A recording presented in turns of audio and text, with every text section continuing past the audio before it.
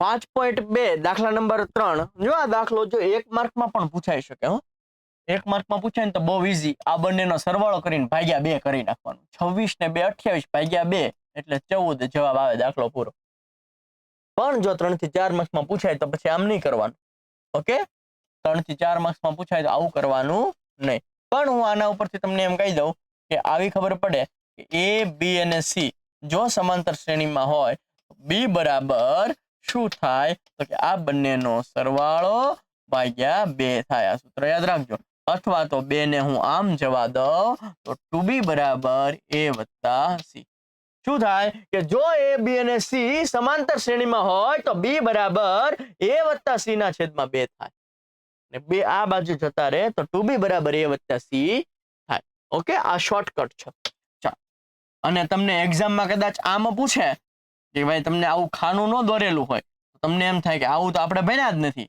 પણ આ ઈ જ દાખલો છે અહીંયા A પૂછીને ફાઇન્ડ ધી A શોધો એવું કે તમને તો આ A ખાલી જગ્યા છે અહીંયા X મૂકે Y મૂકે આખી ABCD પડી ગમે એ મૂકે આવું ખાલી ખાનું જ મૂકે એવું જરૂરી છે નહીં ઓકે એટલે આપણે એવું થોડુંક તૈયારી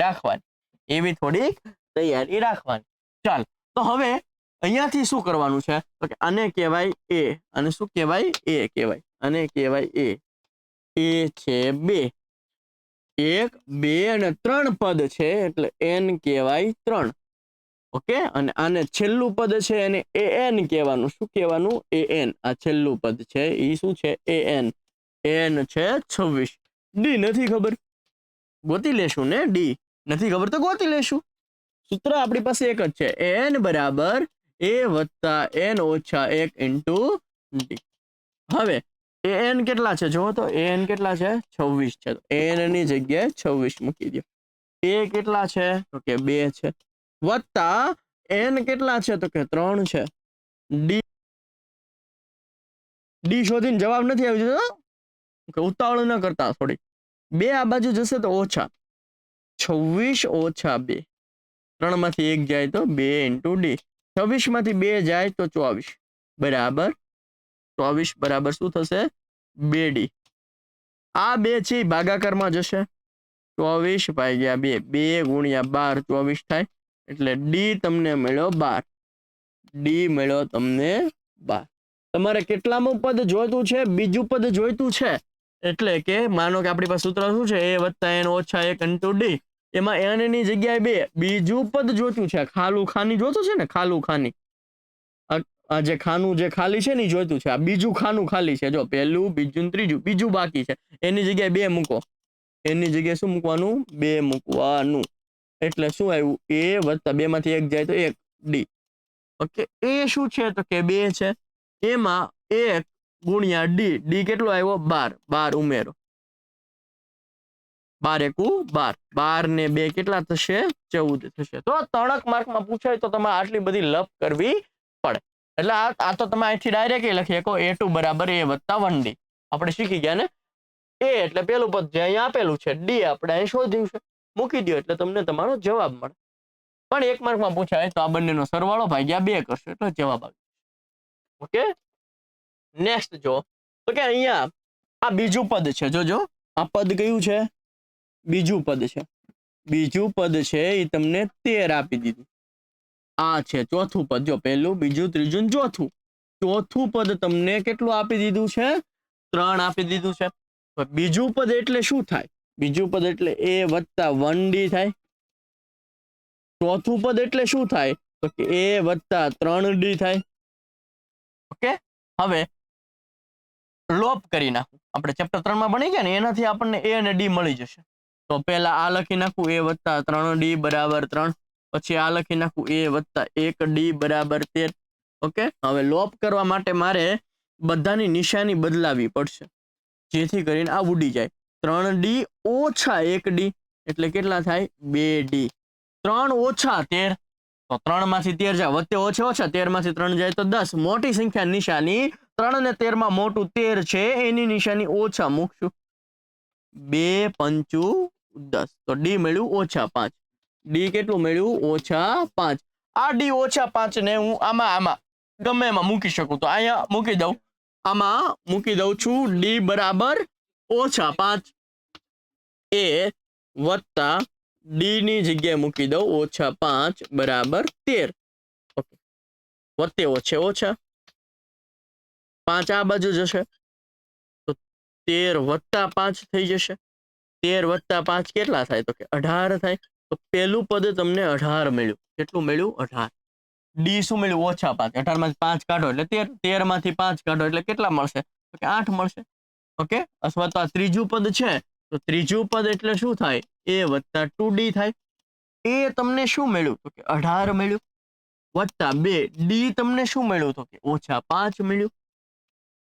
વત્તે ઓછે ઓછા 2 પંચું 10. 18 માંથી 10 જાય તો 8 એટલે તમને ત્રીજું પદ કેટલું મળે? 8 મળે. ડન થાય છે. ઓકે, જોઈ લ્યો તો સમજાણું. ચલો નેક્સ્ટ જોઈએ કે આમાં શું છે. તો કે ભાઈ પ્રથમ પદ જે છે એ 5 છે. ટોટલ પદ કેટલા? 1 2 3 અને 4 એટલે n બરાબર કેટલા છે? 4. an એટલે છેલ્લું પદ કેટલું છે? 9 1/2. અને આપણે સોલ્વ કરીએ. અહીંયા ગુણાકાર કરવાનો, અહીંયા સરવાળો કરવાનો. 2 9 18 વત્તા 1 ફરીવાર અહીંયા ગુણાકાર, અહીંયા સરવાળો. 2 9 18 વત્તા 1 એટલે કેટલા થાય? 19. ને અહીંયા જે નીચે હોય તો નીચે લખવાનું છે. ડી તમારે શું કરવાનું છે? ગોતવાનું. આપણી પાસે સૂત્ર એક જ છે કે n બરાબર a વત્તા n ઓછા 1 અને ડી. an શું છે? તો કે n છે તમને મળ્યું 19/2. 19/2. એ શું છે? એ છે 5. n આપણે ગોતવાનો છે. અને ડી સોરી n આપણને આપી દીધો છે 4. n આપણને આપી દીધો છે કેટલો? 4 આપી દીધો છે. n આપણને આપી દીધો છે 4 અને ડી ગોતવાનો છે. ઓકે, ચાલો આ વત્તા 5 ને હું આ સાઈડ લઈ જાઉં તો 19/2 વત્તા 5 આ સાઈડ આવશે તો ઓછા 5 થઈ જશે. 4 માંથી 1 જાય તો 3d. નીચે કઈ ન હોય તો 1. અને હવે આપણે કરશું ચોકડી ગુણાકાર. 19 એકા 19, 2 પંચું 10 અને અહીંયા 2 એકુ 2 બરાબર 3d. 19 માંથી 10 જાય તો 9/2 બરાબર 3d. અહીંયાથી કટ કરો 3 તેરી 9. તો આમ આપણને ડી મળ્યું 3/2. ડી કેટલું મળ્યું? 3/2 મળ્યું. ઓકે, હવે આને કહેવાય a2 અને શું કહેવાય? બીજું પદ એટલે a2. a2 એટલે શું થાય? તો કે a વત્તા 1d થાય. a કેટલું છે? તો કે 5 છે. ડી કેટલું મળ્યું આપણને? 3/2 મળ્યું. નીચે કાંઈ ન હોય તો 1. હવે ચોકડી ગુણાકાર કરીએ. 2 પંચું 10 વત્તા 1 તેરી 3 છેદમાં 1 દુ 2 એટલે 10 વત્તા 3 13/2 તમને મળ્યું. શું મળ્યું? 13/2. ઓકે, તો 13/2 છે તો આપણે આમે લખીએ કે ને 2 6 12 ને 1 13/2. આને શું લખી શકો? અને તમે આમે લખી શકો કે 13/2 લખી નાખો તોય કઈ ખોટું નથી. 13 ને તમે 2 વડે ભાગો તો 2 6 12 ને વધ્યું 1. આને તમારે શું લખવાનું છે? એન્ટી ક્લોકવાઇઝ લખવાનું છે. શું લખવાનું છે? Anti clockwise. એટલે 1 નીચે છે તો ઉપર લખવાનું, 6 ઉપર છે તો અહીં સાઈડમાં લખવાનું, 2 અહીંયા છે તો એને નીચે લખવાનું. તો આને તમે આવી રીતના પણ લખી શકો છો. અહીંયા છે ત્રીજું પદ. ત્રીજું પદ એટલે a3 બરાબર a વત્તા 2d થાય. a કેટલું છે આપણું? 5 છે વત્તા 2. ડી કેટલું મળ્યું છે આપણને? તો કે 3/2 મળ્યું છે. આ 2 2 તો વહી ગયા તો શું આવ્યું? 5 વત્તા 3. 5 ને 3 કેટલા થાય? 8 થાય. તો આનો જવાબ શું આવશે? 8 આવશે. શું આવશે? 8 આવશે. ડન. જો 5 પછી 6.5 છે, 6.5 પછી 8 છે ને 8 પછી 9.5 થયા. દોઢ નો ગેપ છે. ચલો નેક્સ્ટ. અહીંયા જો આને કહેવાય એ કેટલું છે? -4. જો આમ નામ આમાં 1 માર્ક્સમાં પૂછે ને થોડીક બુદ્ધિ વાપરવાની. એ 2 નો ગેપ હોય તો -2 0 2 અને 4 થઈ ગયું ને. જો -4 માંથી -2 0 2 4 ને 6 થઈ ગયું. ઓકે, એટલે એવું તમે બુદ્ધિ થોડીક વાપરી શકો છો. પણ 3-4 માર્ક્સમાં પૂછાય તો આપણે દાખલો ગણવો પડે.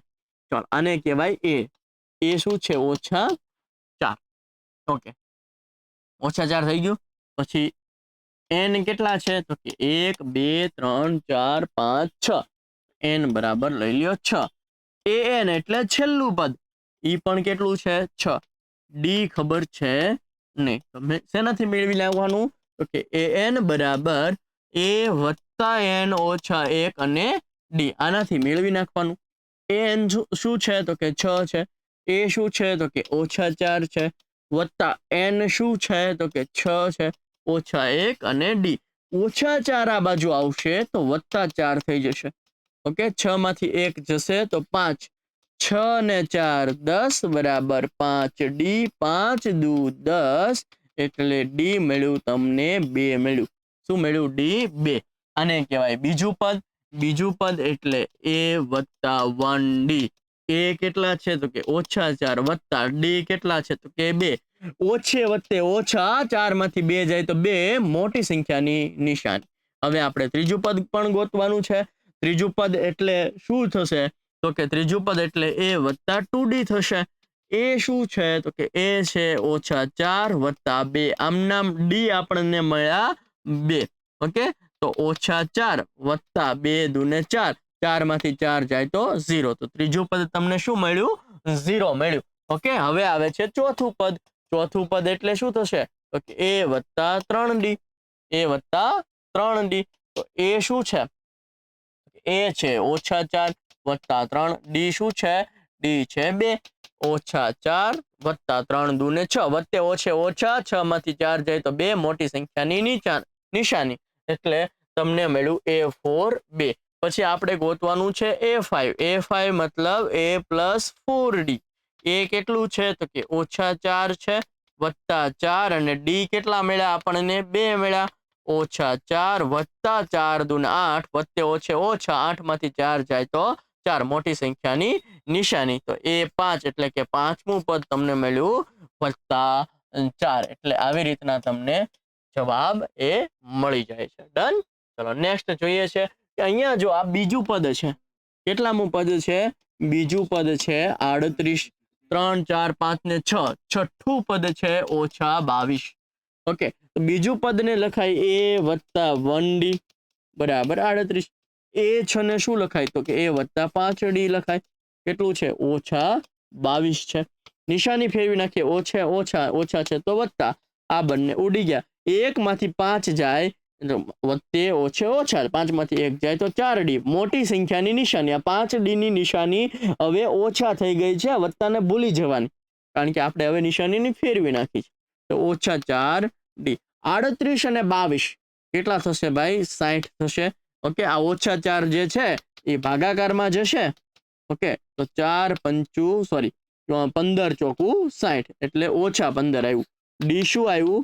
ઓછા 15. ડી ઓછા 15 છે અને આમાં મૂકી દઉં. a વત્તા 1d બરાબર 38 હતું ને? a2 બરાબર 38. a2 એટલે a વત્તા 1d બરાબર 38. એમાં d ની કિંમત મૂકી દઉં ઓછા 15. d ની જગ્યાએ મૂકી દઉં ઓછા 15 મૂકી દઉં. આ ઓછા 15 જો આ સાઈડ જાય તો શું થઈ જશે? તો કે એ થઈ જશે વત્તા થઈ જશે. તો 38 ને 15 કેટલા થાય? જો 5 ને 8 13 નો તગડો વધી આવી 1 3 ને 1 4 ને 1 5. તો એ થઈ ગયું 53. એ કેટલું થઈ ગયું? 53 થઈ ગયું. આને કહેવાય ત્રીજું પદ. આને કહેવાય ત્રીજું પદ. ત્રીજું પદ એટલે a વત્તા 2d. ઓકે, એ શું છે? એ છે 53. કે સિમ્પલ છે. જો d 15 ઓછા 15 મળે ને, આમાંથી 15 કાઢો એટલે આ મળે. આમાંથી 15 કાઢો એટલે આ મળે. આમાંથી 15 કાઢો એટલે આ મળે. પણ આપણને 3-4 માર્ક્સમાં પૂછ્યું હોય તો આપણે એમને લખીને દેખાડવું પડે. ઓકે, એટલા માટે આપણે લખીએ છીએ. ઓકે, ડી શું છે? તો કે ભાઈ ઓછા 15 છે. વત્તે ઓછે ઓછા 15 દુ 30. એટલે 53 માંથી 30 કાઢી નાખો તો તમને મળશે કેટલું મળશે? 23 મળશે. કેટલું મળશે? 23 મળશે. ઓકે, હવે ચોથું પદ. તો ચોથું પદ એટલે a વત્તા 3d. એ કેટલા છે? તો કે ભાઈ a 53 છે. 3d કેટલા છે? d છે ઓછા 15. 15 તેરી વત્તે ઓછે ઓછા 15 તેરી 45. 53 માંથી 45 કાઢો. 53 માંથી 45 કાઢો કેટલા વધે? 8 વધશે. કેટલા વધશે? 8. ઓકે, આ કેટલો મળ્યું? ચોથું પદ. હવે મેળવી નાખીએ પાંચમું પદ. ઓકે, a5 બરાબર a વત્તા 4d. ઓકે, તો a કેટલા છે? તો કે 53 છે વત્તા 4d કેટલા છે? ઓછા 15. ઓકે, ચલો 53 વત્તે ઓછે ઓછા 15 ચોકું 60. વત્તે ઓછે ઓછા 60 માંથી 53 જાય તો 7 વધશે અને મોટી સંખ્યાની નિશાની એટલે -7. ઓકે, તો આવી રીતના આપણે આ દરેક દાખલા ગણવાના છે. તો અહીંયા 5.2 નો ત્રીજાના 5 દાખલા કમ્પ્લીટ કર્યા, જે તમારા માટે ઇમ્પોર્ટન્ટ સાબિત થઈ રહેશે. જરૂર પડે આ વિડીયો ફરીવાર જોઈ લેજો, જેથી કરીને દાખલા જે છે એ તમને દ્રઢ થાય. ઓકે, મળીએ છીએ ચોથા દાખલા સાથે નેક્સ્ટ લેક્ચર સાથે. ત્યાં સુધી જય હિન્દ, જય ભારત.